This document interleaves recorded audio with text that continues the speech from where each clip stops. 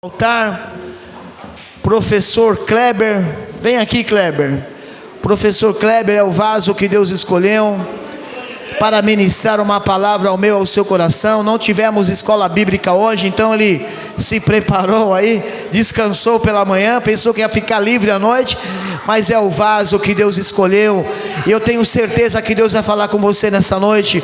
Se você abrir o coração, da mesma forma que Deus tem operado aqui nesse lugar através da palavra, hoje não vai ser diferente. Vamos dar um bem-vindo bem caloroso, vamos lá? Seja bem-vindo em nome de Jesus, com a palavra ao homem de Deus.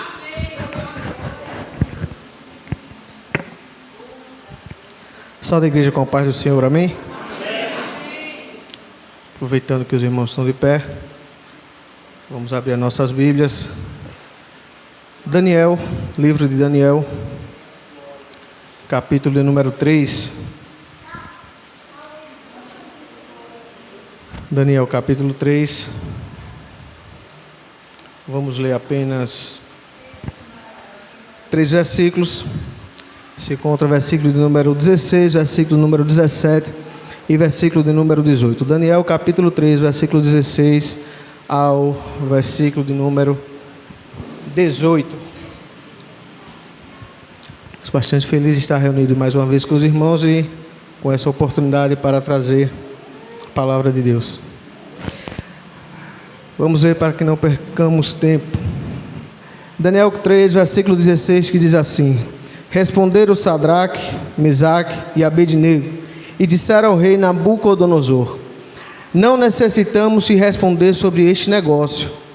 Eis que o nosso Deus, a quem nós servimos, é quem nos pode livrar. Ele nos livrará do forno de fogo ardente e da tua mão, ó rei. E se não, fica sabendo, ó rei, que não serviremos a teus deuses, nem adoraremos a estátua de ouro que levantaste. Versículo 18, mais uma vez. E se não, fica sabendo, ó rei, que não serviremos a teus deuses, nem adoraremos a estátua de ouro que levantaste. Amém? Os irmãos podem sentar.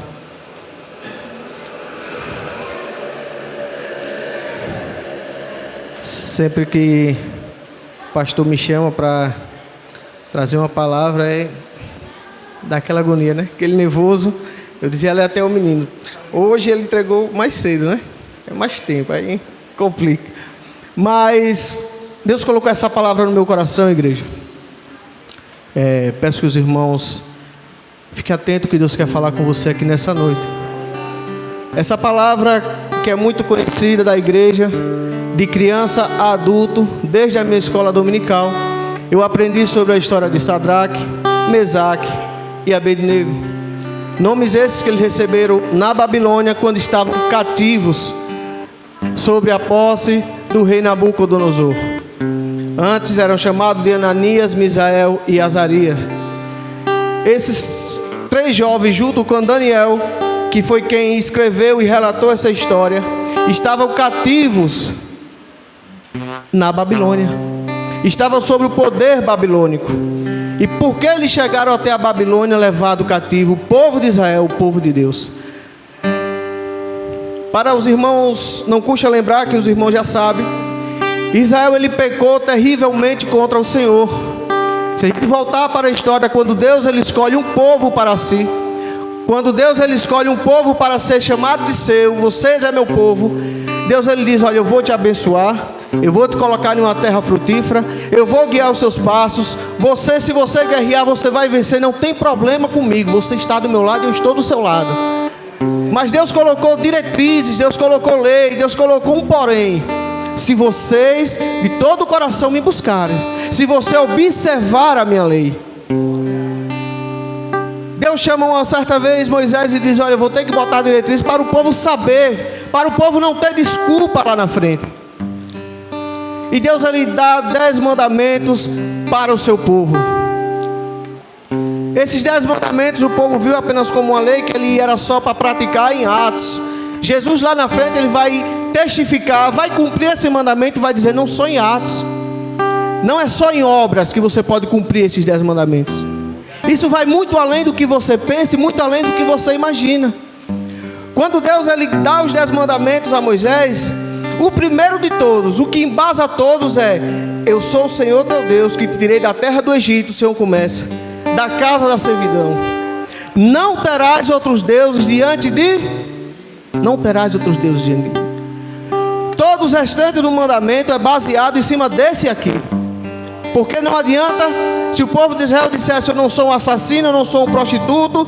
Se o povo de Israel dissesse: eu obedeço pai e mãe. Mas se dentro dele existiam outros deuses, além do Senhor, Deus dos exércitos, que tirou e escolheu um povo para si. E o povo, passou-se o tempo, o povo se deu por esquecido. E o povo traiu a Deus, se prostituiu, adulterou contra o Senhor. E os profetas se levantou e disse: olhe, vai vir um tempo aí que você vai pagar por tudo isso aqui. E Deus levanta o rei Nabucodonosor. Eu digo que Deus levanta o rei Nabucodonosor porque no capítulo do número 2, Daniel, enquanto foi levado para interpretar os sonhos, Daniel dizia: olhe, você só é rei porque Deus te colocou aí. Você só tem poder porque Deus te colocou aí. E Deus já falava pelo profeta Jeremias: olha, eu vou levantar um rei aí que ele vai te açoitar. E vocês vão entender o que é está se baseando nisso aqui, que não terás outros deuses além de mim. Ele diz: olha, você não deve fazer imagens de estruturas, você não deve ter outras prioridades que não seja a mim. Trazendo para hoje, quando Jesus Cristo ele coloca tudo isso, que ele veio cumprir a lei, ele não estava dizendo apenas naquela imagem que você faz, que você esculpe, que você adora, não. Ele está dizendo quando você coloca a sua vida como uma prioridade, além do Deus que você tem que servir, para mim você está quebrando esse primeiro mandamento, o princípio de tudo. Quando você coloca a sua casa, a sua família, quando você coloca seu carro, quando você coloca a sua vida, eu não posso perder a minha vida, eu não posso perder a minha amizade, eu não posso perder o meu emprego por causa de Cristo. Estamos quebrando o primeiro mandamento, aquele que é a razão de se cumprir todos os outros. E Deus ele faz uma promessa e diz: olha, se você cumprir esse mandamento, eu vou abençoar milhares de sua geração.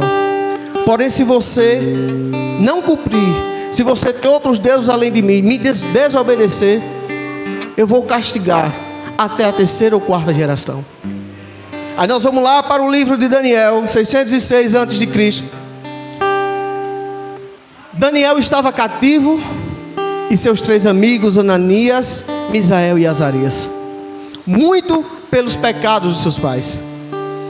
Eu quero que os irmãos prestem atenção no que eu vou falar. Eu não vou chegar até contar a história que os irmãos já sabem, que ele vai acabar no fogo ardente, aquecido 7 vezes mais.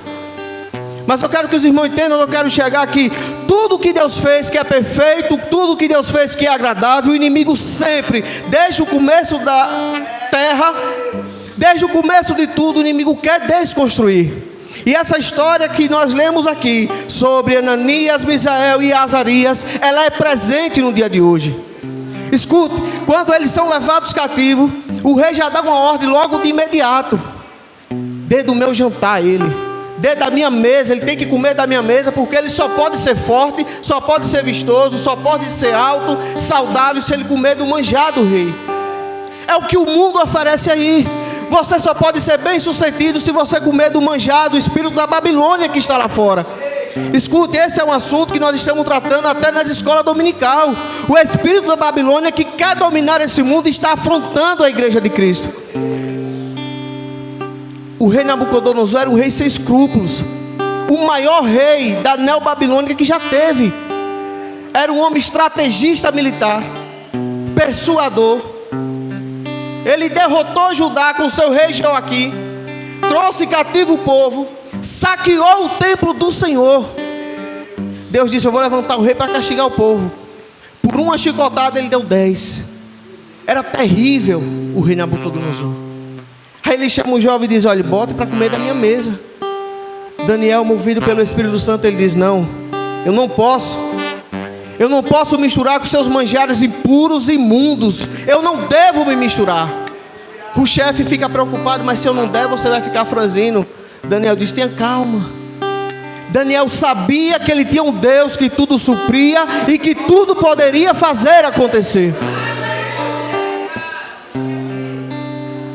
Eles adquiriram uma dieta que Daniel teve no seu coração, só verduras.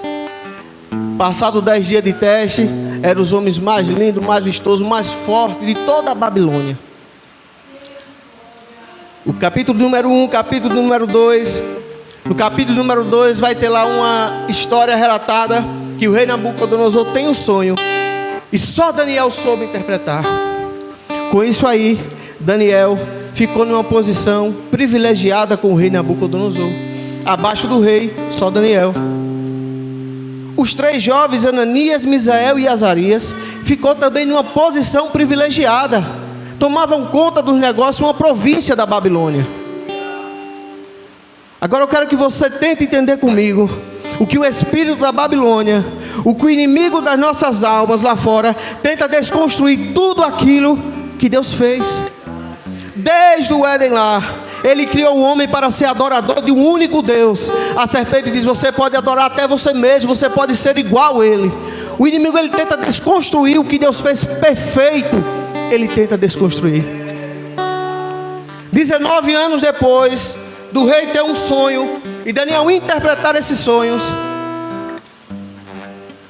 o rei constrói uma estátua, mais ou menos 27 metros de altura por 2 metros de largura. E ele dá uma ordem. Ele chamou todos, chamou o prefeito, o presidente, chamou todos gentios de outras línguas, de outros povos. Era rei, o homem era poderoso, ele conquistou, derrubou muito, porque Deus permitiu. Daniel disse: você só é rei porque Deus permitiu que você chegasse a ser rei. Porque Israel, meu povo, precisava saber que a adoração e a fidelidade é somente a Deus. A fidelidade é somente a Deus, não tem outro, não existe outro, não tem outra situação, não tem escapatória. Ele constrói uma estátua, chama todo mundo que estava sobre as suas mãos,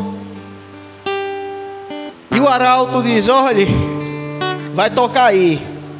Quando tocar buzina, quando tocar pífaro, quando tocar harpa, sambuca, quando tocar tudo, a trombeta, todos vai ter que se ajoelhar, se dobrar e adorar perante a estátua do rei.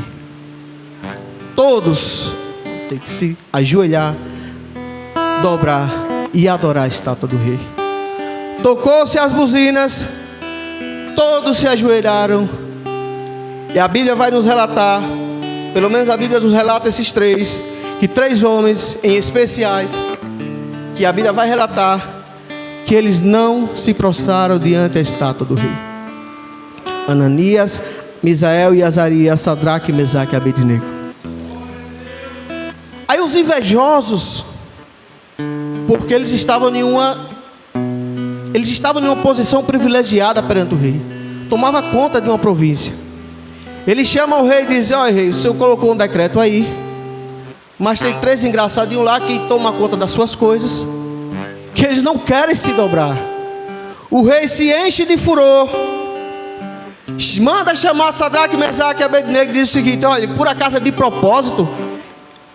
Porque tocou e vocês não se ajoelharam, é de propósito que vocês estão fazendo isso? Aí ele diz o seguinte: olha, eu vou tocar novamente. Vai tocar a cítara, vai tocar a harpa, vai tocar o satério, a gaita de foles, toda sorte de música vai tocar. E se você não se ajoelhar, se você se ajoelhar é bom, vai continuar do jeito que está, legal como tudo está. Agora se você não se ajoelhar, eu vou jogar no lago de fogo e enxofre. E ele ainda faz um desafio ao Deus de Sadraque, de Isaque e Abednego, o Deus de Ananias, Misael e Azarias, dizendo: quem é o Deus que pode te livrar das minhas mãos? Escute, aqueles jovens não precisou de reunião, não precisou pensar na situação. Ele tinha princípio, ele tinha ética cristã, ele era formado, embasado nos mandamentos que ele diz: não terás outros deuses além de mim. Ele olha para o rei e diz: olha rei, nem perca seu tempo mandando tocar, vai gastar o fôlego, nem perca seu tempo, eu não vou adorar a sua imagem. Escute, não perca seu tempo. não necessitamos nem te responder isso. Ele diz: as nossas obras, quando você tocou a primeira vez, eu não me prostrei. Não necessitamos, não precisamos responder sobre isso. O nosso Deus, aí ele começa a dizer: olha, o nosso Deus, a quem eu sirvo, a quem nós servimos, Ele pode nos livrar. E Ele nos livrará do fogo ardente e da tua mão, ó Rei. Ele pode me livrar do fogo, Ele pode me livrar até da tua mão.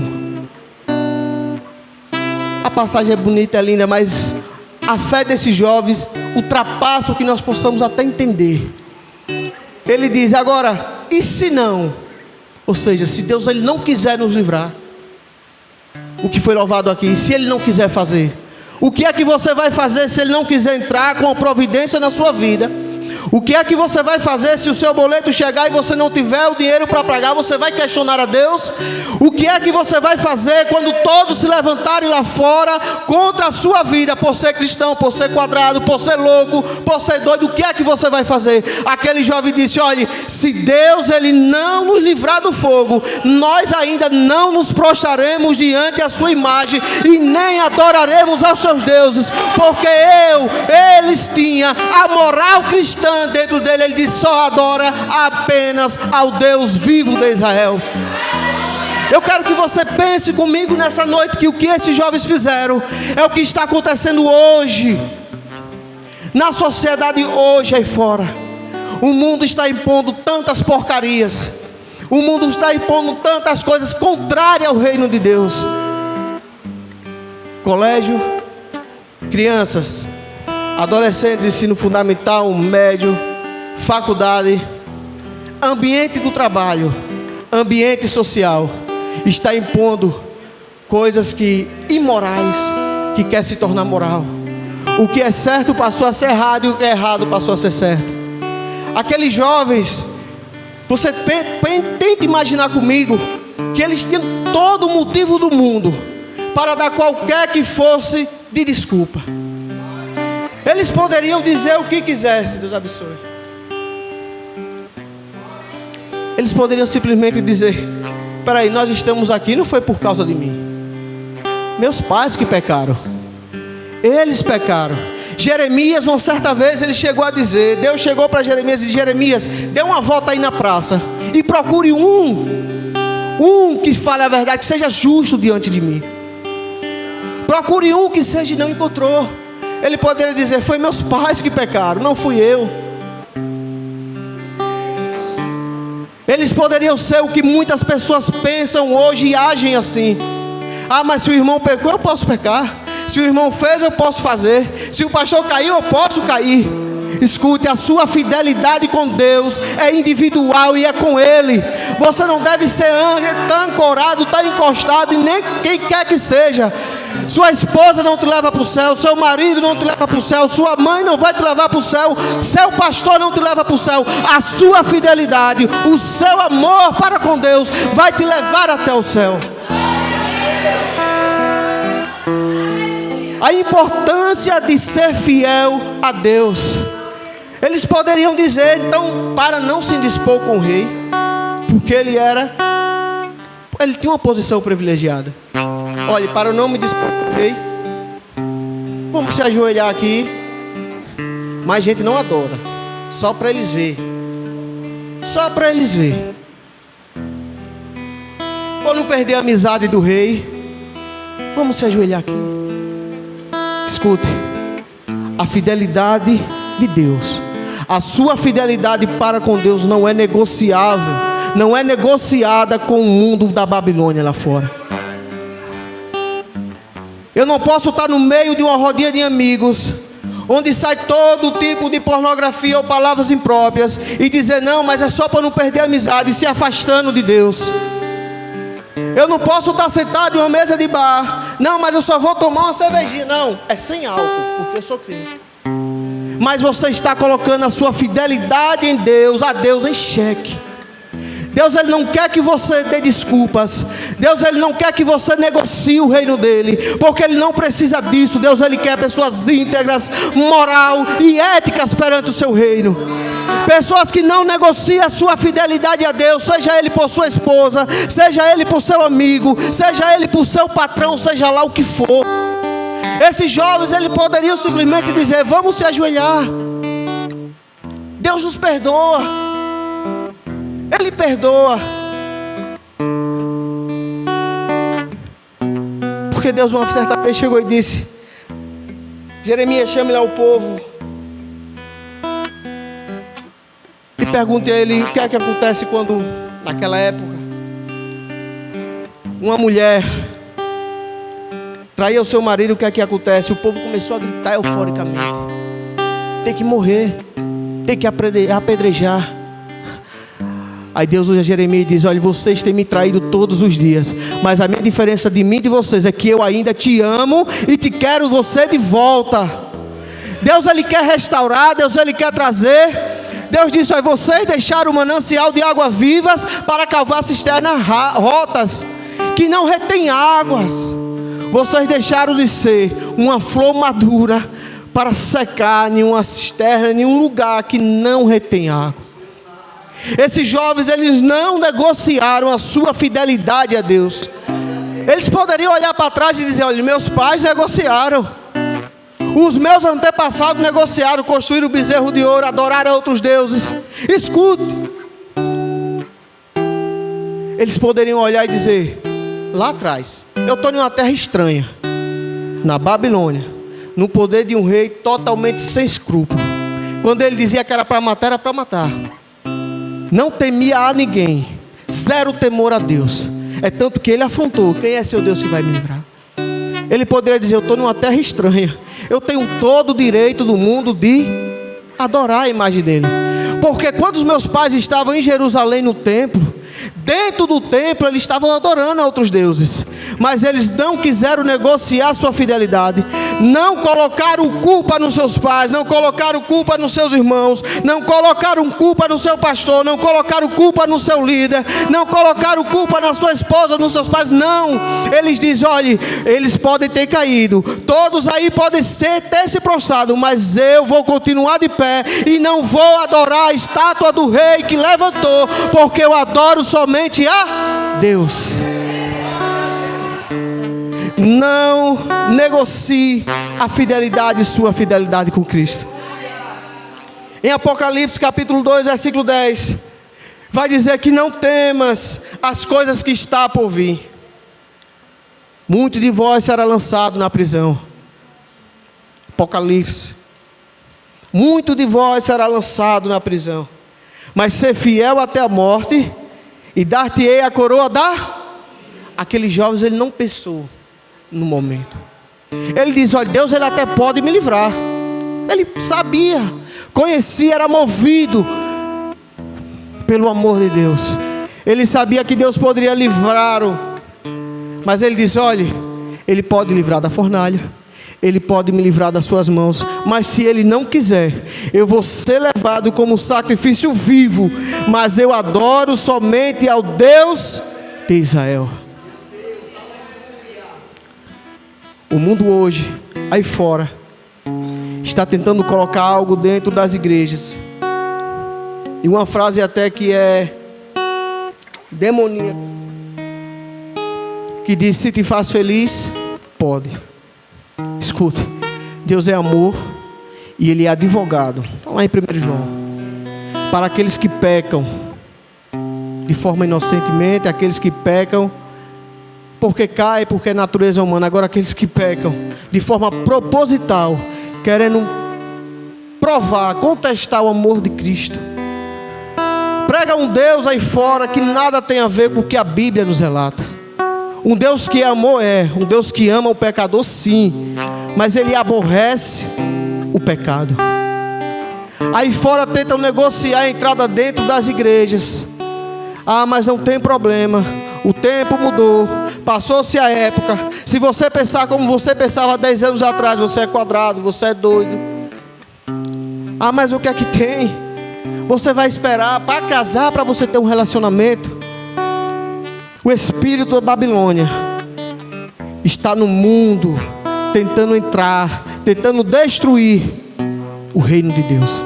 Mas escute, aquele que perseverar até o fim, ele será o quê? Salvo. Aquele que perseverar e aquele que manter a sua fidelidade com Deus, ele será salvo. Aquele jovem, ele não se importou com a circunstância, não se importou que estava em uma terra totalmente desconhecida, inimiga dele, não se importou porque ele não tinha um amigo, ele não tinha ninguém para interceder lá presencialmente. Ele disse: olhe, pode nos jogar, que Deus ele vai nos livrar. E se ele não quiser, ainda eu serei um morto, mas eu ainda morto irei adorar a Deus, transformado e restaurado.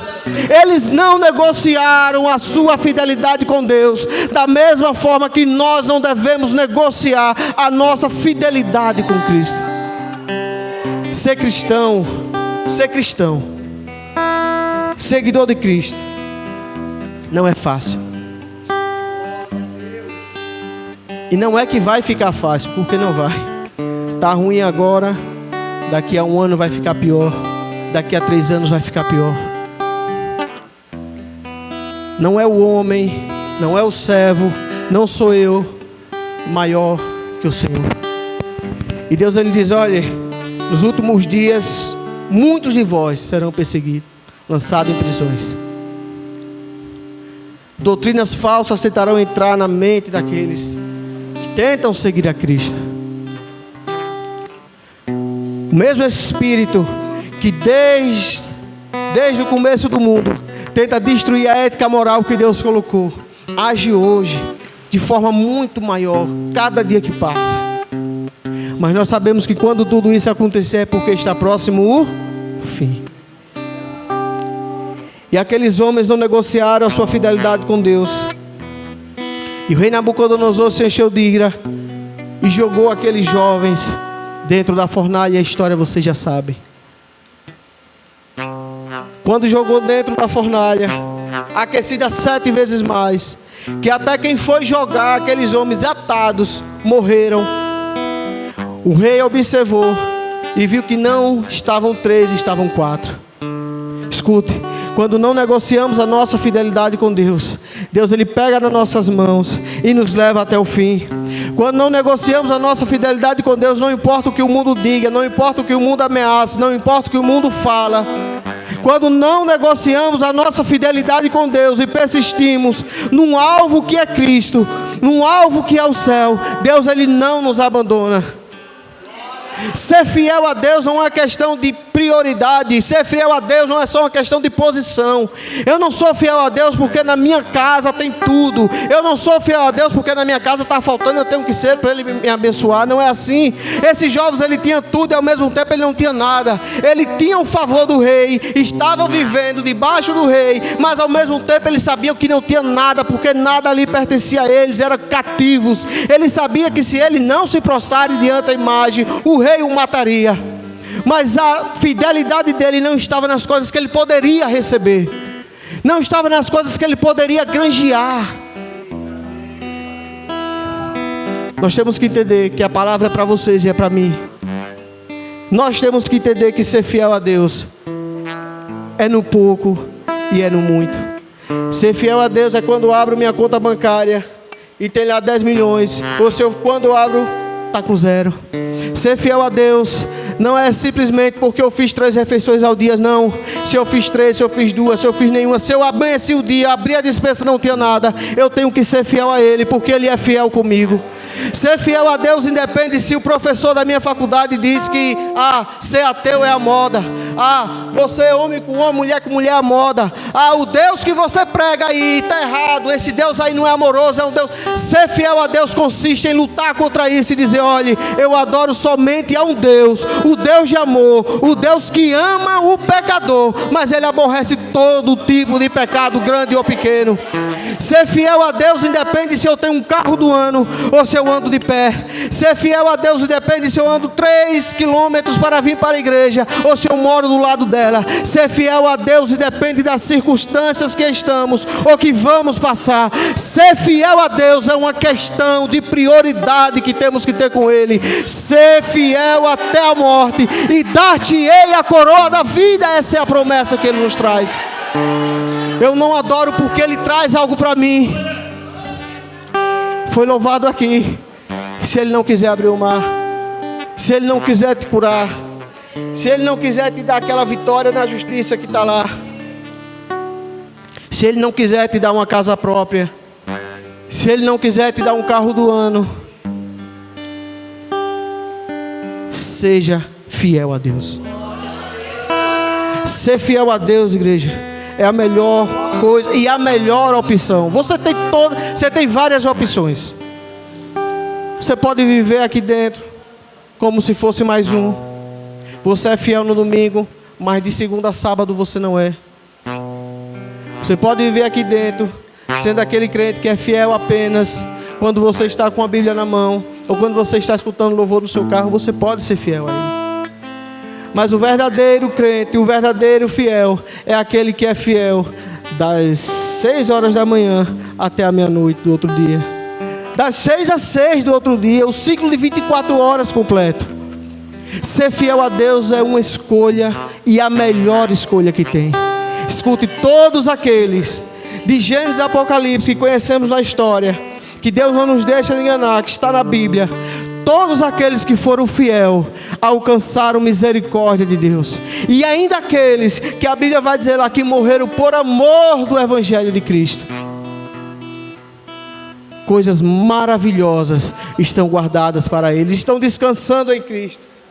Estevão foi apedrejado sendo fiel a Ele. Enquanto estava sendo apedrejado, ele olhou para o céu e ele viu à direita de Deus o seu Filho unigênito. E ele não voltou atrás, porque ser fiel foi uma escolha. Jó, quando perdeu tudo, sua mulher disse: você é maluco, diga que Deus jogue tudo para o ar, chute tudo. Porque Deus não olhou para você. Ele disse: mulher, eu fui fiel no muito, quando eu tinha carro, carneiro, eu tinha tudo, filhos, casa, eu tinha até uma esposa. Mas eu também vou ser fiel quando Ele me tirar tudo, porque eu não saí do ventre da minha mãe. Deus, Ele foi fiel conosco desde antes do nosso nascimento, desde quando a gente estava sendo gerado no nosso ventre. Deus, Ele foi fiel e nos designou para sermos fiel a Ele. E que essa palavra para você seja exatamente isso, e que você guarde isso dentro do seu coração. E que seja que nem esses jovens, Ananias, Misael e Azarias, não importando a situação, não importando a luta que vai vir ou que você está passando. Se você não está passando, não se preocupe, vai chegar. Vai se levantar contra a igreja de Deus. Mas a promessa de Apocalipse capítulo 2, no seu verso de número 10, na sua última parte ele diz: ser fiel até a morte, e eu dar-te-ei a coroa da vida. Seja fiel a Deus e Ele te abençoará. Amém? Deus abençoe os irmãos.